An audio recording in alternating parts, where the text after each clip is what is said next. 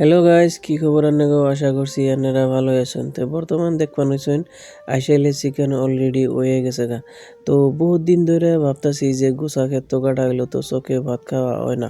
তো এই জন্যে আমরা ব্যক্তি বুদ্ধি করে চোখে ভাত খাওয়া আজকে আরম্ভ করবো। তো এই জন্যে আমরা বর্তমান আখিরে কইছিলাম যে আখি পানি নিয়ে আহ, তো পানি নিয়ে বানিয়েছে। তারপরে আমি যে সবজি আর ধনিয়ার পাতার মরিচ বাটা নিয়ে যাই বানিয়েছি চকমই। তো আমরা চকে ব্যক্তিয়ে ভাত খামো। তো এই যে ইস্তে ব্যক্তিয়ে ভাত খামো, তো আখিরে গেলাম যে আখিও তুমি আহো। তো আমরা ইস্তে এহেন ব্যক্তিয়ে তখন ভাত খামো কেমন করে।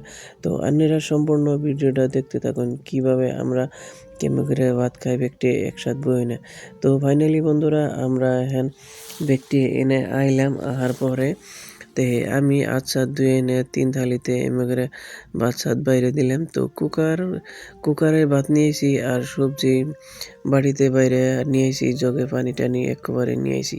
তো আহার পরে এমনি করে আমি থালিতে ভাত সাত বাইরে টেরে দিলাম। দেওয়ার পরে আমরা চোখে ব্যক্তি সুন্দরভাবে বহুত বছর পরে আমরা এমনি করে ভাত খেলাম।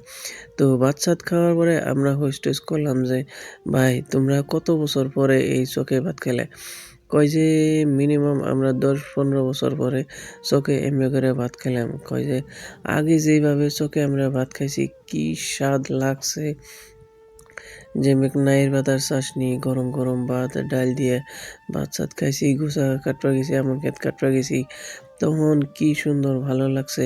তারপরে সকালে ঘুমে ঘুমে উঠে মলন হারছি। তারপরে আনের গোসা ধানের আমন ধানের যে ভাবিড়ে, এই ভাবিড়ে খাইছি আমরা, কত যে মজা লাগছে। তো এনগা তার মানে অ্যাকচুয়ালি কইলো কওয়ার পরে অ্যাকচুয়ালি এনগা হুইনাও ভাল লাগে বা গোসা খেতে খাই না। তো আমাদের টেস্ট করবার হয়েছি আমরা, যাই হোক। তো ফাইনালি বন্ধুরা এমনি আমরা ব্যক্তি তো ভাত খাওয়া আরম্ভ করে দিলাম। তো অন্যরা সম্পূর্ণ ভিডিওটা দেখতে থাকুন। তো ফাইনালি বন্ধুরা ভিডিওটা যদি আপনাকে ভালো লাগে তো লাইক করুন জানি, কমেন্ট করুন জানি, শেয়ার করুন জানি।